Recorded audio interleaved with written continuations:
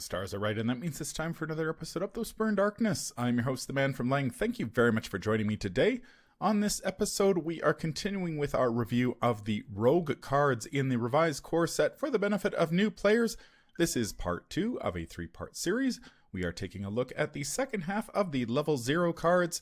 There are spoilers throughout if you care about that sort of thing. If you enjoy what you hear, remember to like, comment, and subscribe.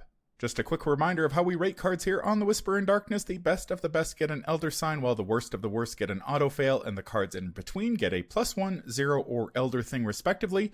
Cards that you build around or are good in one particular investigator get a Blessed token. Before we get started, I'd like to thank the patrons of this channel for their tremendous support. The Arkham Horror LCG community is amazing, and these people have gone above and beyond to bring you content like these reviews. Special thanks to Dennis, the latest patron to embrace the darkness. Thank you very much, Dennis, for your support. It is greatly appreciated. If you'd like to be an awesome member of the community like Dennis and support the channel's goals, head over to patreon.com, sign up for a tier of your choice, and claim your rewards. That would be awesome. Without further ado, let's get started. We are back with part 2 of our review of the Rogue cards in the revised core set. We're kicking things off with Talent Hard Knocks. It's a 2-cost asset with a combat and agility skill icon talent trait.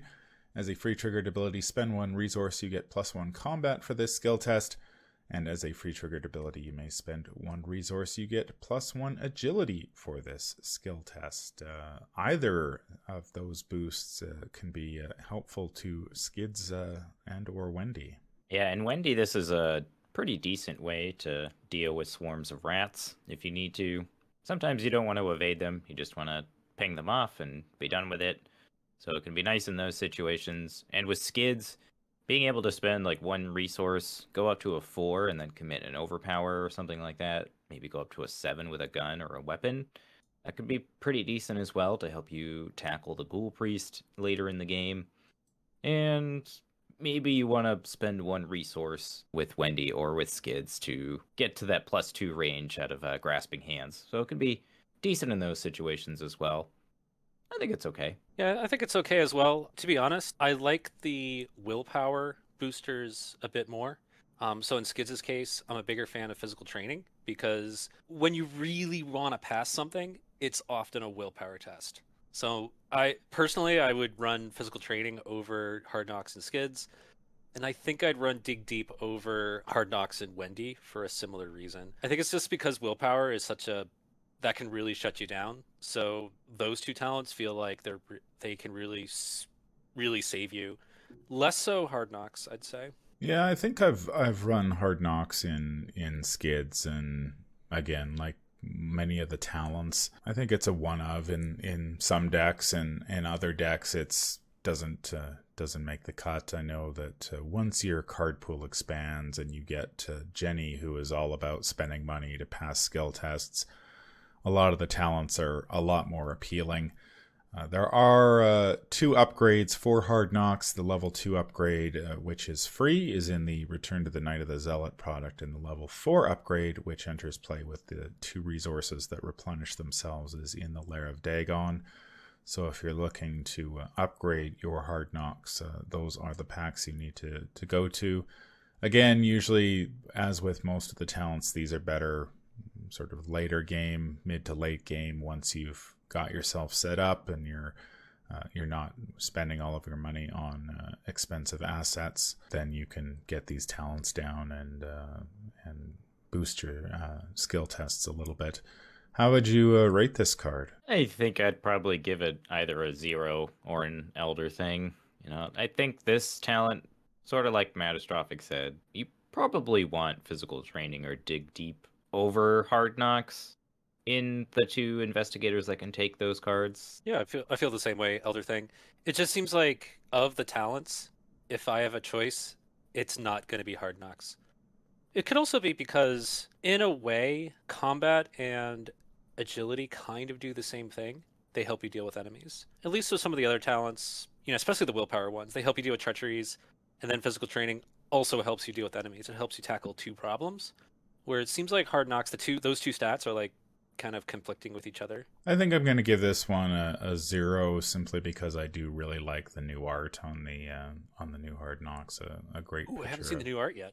of Wendy by Alexander Kartz. Not the drinking art of the old core set, but a nice picture of Wendy. And I agree. You're with Hard Knocks. You're basically going all in on the 2 skills that help you manage enemies, and it's not really necessary to have both. Having a willpower would be nice to replace one or the other, and in that case, you're probably going for a different skill altogether if you're playing skids. You've got physical training, or if you've got Wendy, you've got dig deep.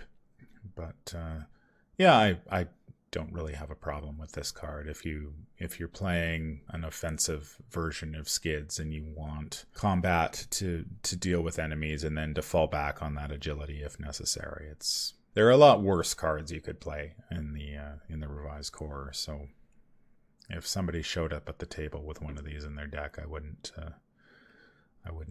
be too surprised. The next card in the box is Elusive. It is our first event. It is a 2-cost event with intellect and agility skill icons. The tactic trait, fast, play only during your turn. Disengage from each enemy engaged with you and move to a revealed location with no enemies.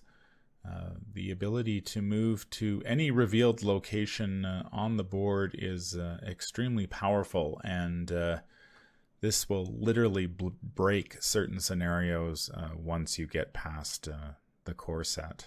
This card is quite good in scenario 2 of the core set campaign. We had mentioned in our Skids review that Skids is able to get a lot of actions done in a single turn, and Elusive allows him to essentially grab a bunch of enemies, bring them to a remote location, and then for 2 resources, get the heck out of there and move all the way across the map. It's really quite amazing.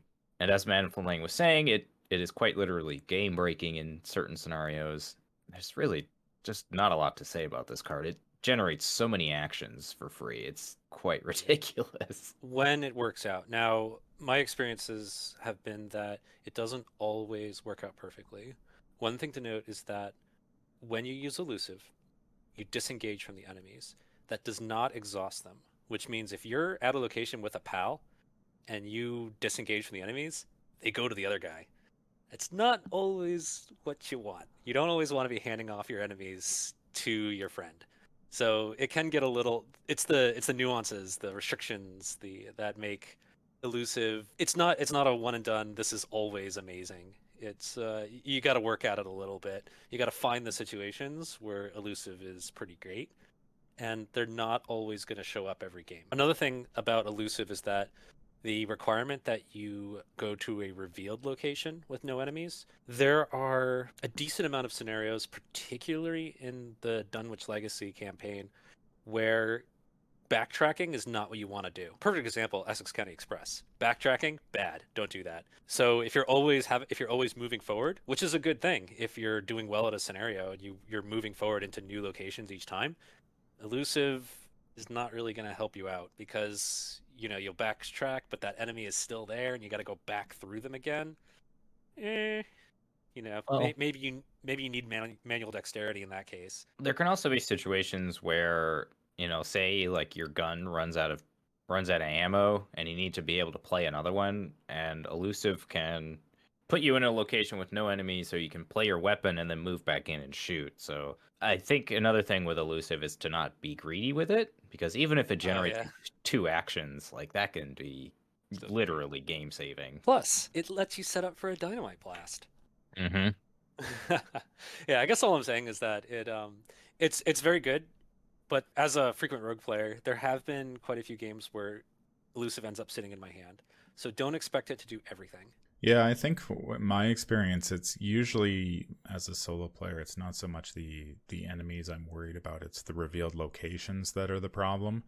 And it's very conditional on the map that you're playing. If you're playing something like The Gathering, you're generally moving forward toward an end goal, and so you probably don't have a location revealed that you really want to go to until the very end. But in scenarios like the Midnight Masks, where you have a lot of locations that begin on the table and you've got lots of options to choose from once the game has progressed a little bit and you've revealed some of those locations. The ability to duck out and move somewhere else, clear across the map is very helpful.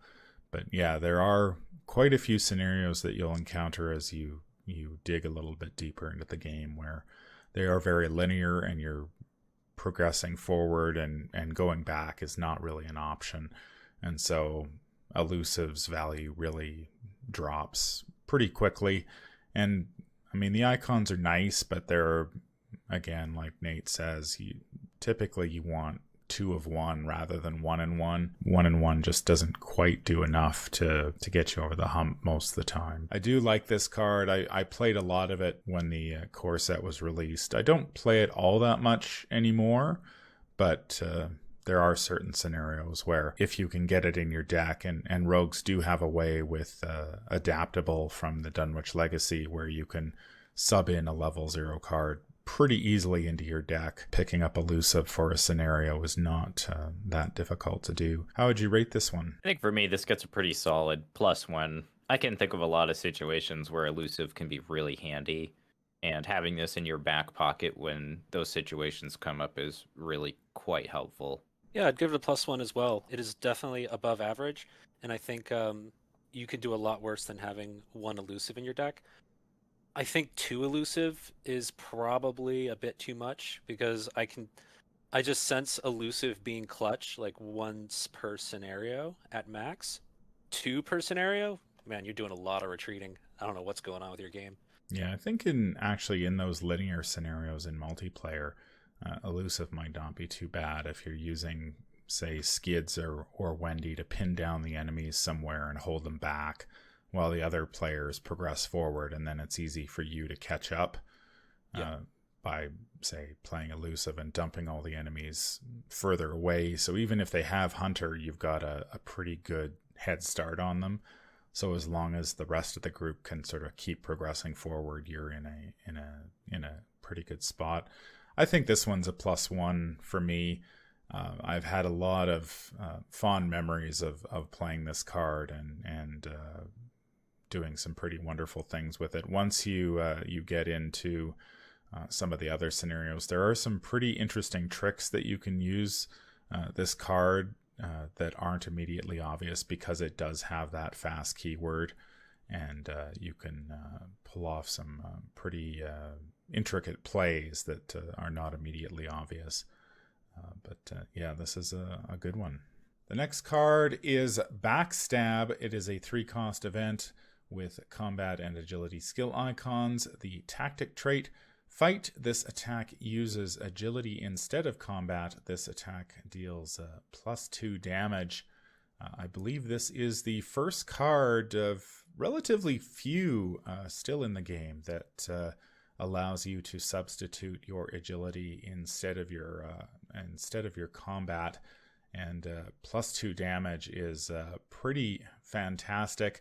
That kills an awful lot of enemies. I think the biggest problem with this card is just the price. 3 resources can be pretty stiff sometimes.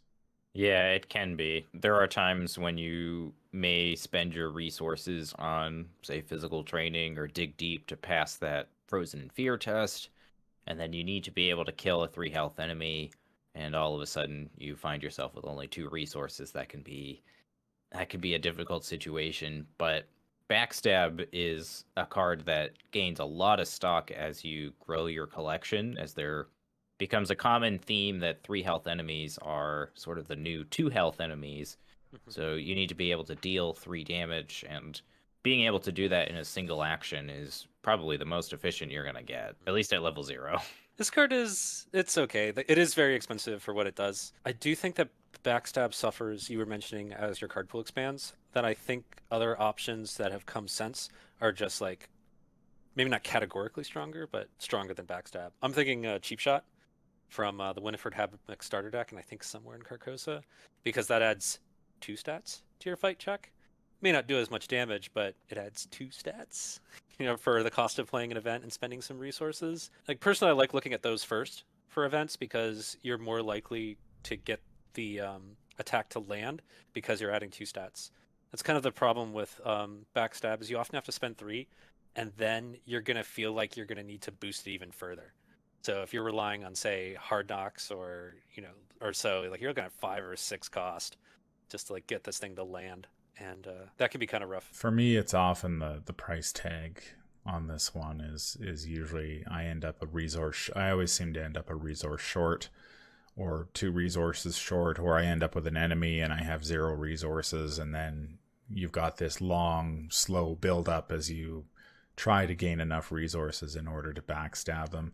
I think this one is in Wendy, it's one of the few ways she has of really dealing with enemies that have a lot of health. The pressure on her resources isn't nearly as severe as I think with Skids, where he wants to be spending his resources on extra actions. Wendy doesn't have nearly as many targets for her resources, so if you can save some up for this, you can generally take it out entirely or possibly set it up if you've got a baseball bat. If you're going that route, so you backstab it once and then swing your baseball bat and kill the thing. There is a level 3 upgrade for backstab in the Winifred Habermock starter deck that if you succeed by 2, you get to take backstab back into your hand, which I guess is valuable, but again, how many times are you going to be able to spend 3 resources to play backstab? That's really and boost it to get 2 over. You're either going to be committing cards or you're going to be spending resources to boost that test, and that's going to get pretty expensive pretty quickly. How would you rate this one? Within the context of the core set, this is a pretty decent option for Wendy, like you were saying. If you plan on defeating the Ghoul Priest, this is probably realistically the only way that Wendy does that. But outside of those situations, I don't think this is the greatest Skids card. It's just a little too expensive for Skids. So I'd give it a 0. I think as your card pool expands, there might be a couple of investigators that you consider taking this card in, but apart from that, it's okay. Yeah, Wendy feels like the proper home for this because Wendy is not spending her resources and actions on 45 automatic or machete like Skids is. So Wendy, yeah, it's an event that takes the place of a weapon slot. So I think and if you build Wendy in such a way that you have like 9 assets, then I think Backstab is pretty affordable for her. So I'd also give it a 0. Not something for primary fighters to use. But I think if you just want, once a game, you want to be able to do 3 damage to something, that's pretty good. Yeah, I think this one's a 0 for me as well. It has come in handy when I've been playing Wendy just to take something out that I can't necessarily evade or don't want to evade, especially a hunter that's just going to chase me around for the entire game. It's often better just to get rid of it. Unless I can put some distance between myself and that enemy. But I often find the biggest issue is the price. And I hate that feeling of drawing an enemy and then having backstab in my hand and then realizing I have only 1 resource in my resource pool. That is a feeling I remember all too well, and I always sort of curse this card under my breath as soon as that happens, because then you're like, well, how am I going to gain the 2 resources I need in order to play this card and kill this enemy without dying myself? And that, unless you're playing a big money rogue, that can often be difficult. Yeah, the worst is being 1 short, because then you actually entertain the possibility of taking an attack of opportunity to take a resource to play Backstab. That's the worst. If you're 2 short or 3 short, you just don't even think about it. But when you're 1 short, you're like, should I do it? And that's just the worst, right, Nate? Those are the times that you do that, and then you fail that skill test, and then it was all for naught. Yeah, I've spent 2 actions. I've taken like 4 damage. The next card in the box is Sneak Attack. It is also an event that costs 2 resources. It has intellect and combat skill icons. The tactic trait: deal 2 damage to an exhausted enemy at your location. What do you guys think about this one? I think Sneak Attack is a bit of a trap. It feels like a card that should be pretty good. It's 2 free damage, but it has to be to an exhausted enemy, which means you've already dealt with it. And in Wendy, why don't you just move? Like, you're probably not gonna Mhm. kill that enemy anyway. And in Skids, you have other options. Like, if you think about this is one bullet of a 45 automatic, essentially. And it's like, do you want to pay 2 resources for one bullet of a 45 automatic, or do you just want to shoot it with your first action? Yeah, I see what you're saying. It's because you have to evade it, which deals with the enemy for the turn, and then you have to spend a couple to deal 2 damage to it. So it's like you spent 2 actions and 2 resources to deal 2 damage when you could have just swung with the machete or swung with the baseball bat. Yeah, I see what you're saying. It's that setup that's required. Yeah, I feel like there's some big brain tricks with this, but you have to they're like really narrow, like other ways to exhaust enemies, that sort of stuff. And then there's also the fact that it's an exhausted enemy at your location, so attack, you can sneak attack something that someone else has evaded. But that also Yeah, assumes that you're not the primary evader, which you probably are if you're running sneak attack. It's like, Yeah, especially in the core set, yeah. it's chances Mhm. are you're either playing. I mean, you're playing Wendy or Skids, and they've evaded it. Certainly, it's not going to be Roland who's doing that, Yeah, no. and Daisy's probably got better things to do, and I mean, Agnes is, I guess, a possibility as well. But Agility Agnes, I'm telling you. yeah, but I guess it's the setup, I think, on this one that is the biggest issue. Is that I often find when you're given the choice of exhausting an enemy, you're probably going to move away or leave it behind, or even if you don't have to necessarily, if you don't have the time to move away this particular turn, you'll probably just exhaust it again next turn, evade it again, exhaust it, and then move away that turn. I mean, this is probably a better Wendy card than a Skids card because, again, she, with her abysmal combat skill, she doesn't really have the ability to deal damage consistently. So at least this gives her an option to take out a hunter or something that is particularly bad. It is nice that this deals damage to pretty much any enemy. So if you do evade the ghoul priest, there's another 2 damage. So between, if you're playing solo, Wendy can kill the ghoul priest between this and a backstab. It's a lot of resources, but if you know it's coming, you can save those resources and actually have a chance to take out a boss without requiring a weapon, which is useful. There is a level 2 upgrade for sneak attack that's available in the Unspeakable Oath Mythos pack. Well, that one's a lot better actually, because the thing that you're hitting doesn't have to be evaded. It can be engaged with someone else, if I remember correctly. yeah, I will say that this card is very good at dealing with a particularly nasty cultist in the second scenario. I won't spoil too much, but he is very annoying and he's a must deal with target. And Wendy and Sneak Attack are very good at dealing with that specific issue. How would you rate sneak attack? I think within the context of the core box, it's probably an Elder thing. And within the context of the larger set, it's probably still an Elder thing. There isn't a lot of investigators that can take this that really want this card. If you're evading enemies, that's generally what you're sticking to, and you may play some sort of backup weapon. But I think if you're looking for a card like Sneak Attack, I think Backstab often does the same thing but better. Yeah, I'd say it's another thing as well. I think in the core, if you're playing Wendy, there's a good case to doing 2 backstabs and 2 sneak attacks, because your weapons are terrible and you don't want to be running Switchblade instead. Yeah, and I guess if you're just running light on assets, then I think you have room for sneak attack. But if you're like Skids, you don't, because you have 45 automatics that do the job more consistently and with 1 action at a time instead of having to spend 2. Yeah, I was wavering between a zero and an elder thing, and I was trying to think back to how many times I've actually played sneak attack successfully over the years, and I don't think it has happened all that often. I think when I started building decks, it was a card that I gravitated to with the smaller card pool a lot, and then just never ended up using it. It would sit in my hand because either the situation wasn't right or it was simply easier just to move off and run away from the enemy rather than taking another action to deal with it. So give this one an elder thing as well. That brings us to the rogue skill in the box. This is Opportunist. It has one wild skill icon, the innate trait. Commit only to a skill test you are performing. If you succeed by 3 or more, return Opportunist to your hand after this test instead of discarding it. I have a real soft spot for this card. I don't like this card. Is it the haircut of the artwork? I don't know. I really like the idea of being able to commit this skill and then pulling it back to your hand repeatedly.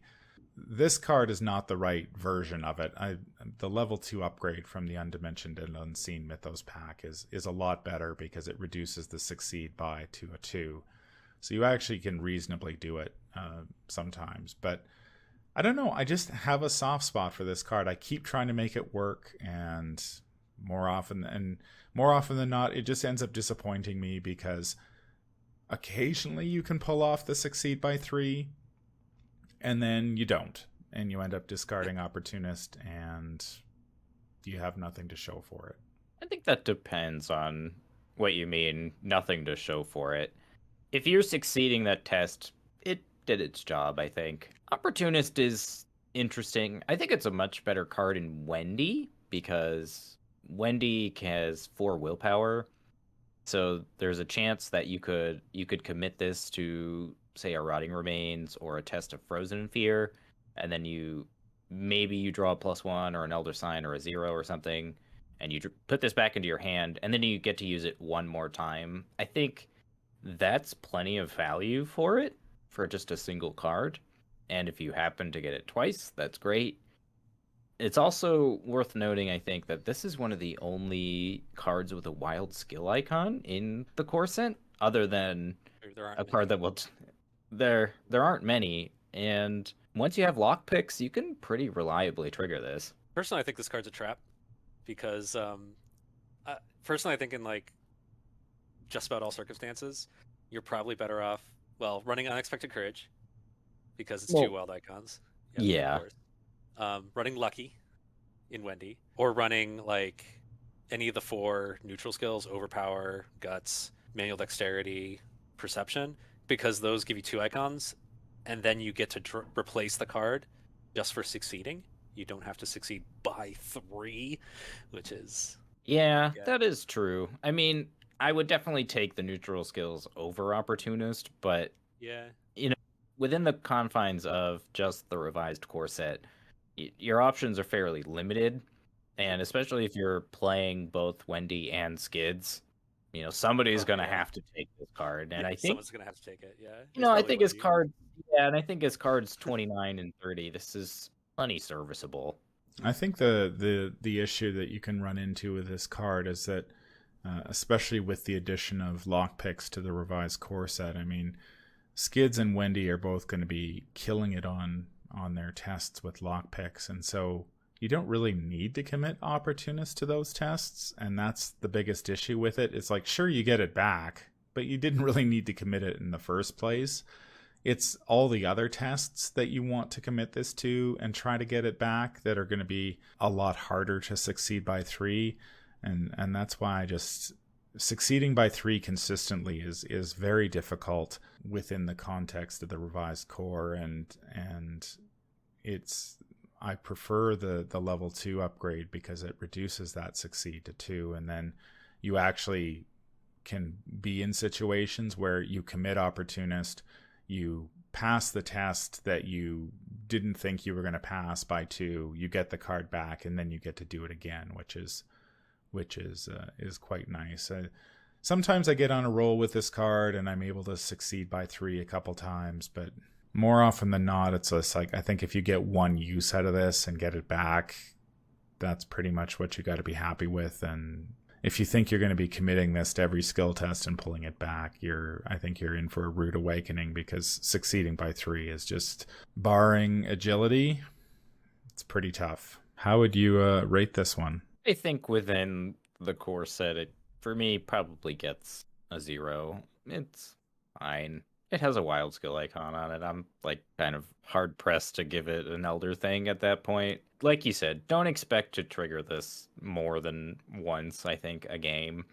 Like you said, there's just going to be tests where you don't really need to commit this if you were already succeeding by 3 anyway. And the test that you really want to succeed, this isn't going to come back to your hand in those circumstances. So I give it a tentacle. Don't. Really? Yes. It's a trap. Don't do it. I think I'm going to settle on an Elder Thing. As much as I like the idea of this card, I find that it just doesn't do enough in the end. It's interesting to compare this card to the other skills that are in the core set. Guardians get Vicious Blow, which is amazing. Seekers get Deduction, which is amazing. And then you run into this thing, and it's kind of like, oh, that's it. It's kind of disappointing when you compare it to the other skills that are available in the box. Yeah, I wonder if they weren't really sure how to make Succeed by 2 work when they were designing the core set. And I wonder if that's an Opportunist and its text is what came out of that. Do you think this would be too powerful if it was if this was basically the level 2 version at level 0? No, probably not. I don't know. Because it's only one icon. Yeah, but oftentimes you're pretty easily taking tests at 2 over. So like committing this in those circumstances just like pretty much ensures that. Like say like you, as Wendy, you take a flashlight and you investigate a 3 shroud location and you commit this, like you're 3 up on that test. So if you draw like, a -1 up to a Elder Sign, like, I don't know. I feel like if it was 2, it would be a little too reliable. That being said, if the token you draw was one where Opportunist didn't help you succeed, period, then Opportunist didn't really do anything for you. Yeah, I suppose. I don't know. I feel like I can see where the designers kind of tried to tread that line a little bit, because I feel like it would be really easy to be able to reliably like bring back to your hand, especially with something like Dig Deep or Physical Training. When you like commit a resource, commit this, and then you're 2 up on that test and you draw 0 and you draw it back into your hand. Just keep in mind that we also have those neutral skill cards, which replace themselves. Opportunist also, you succeed by 3, it replaces itself with effectively another copy of Opportunist. Like if you think about it that way, then the neutral skill cards, all you have to do is succeed.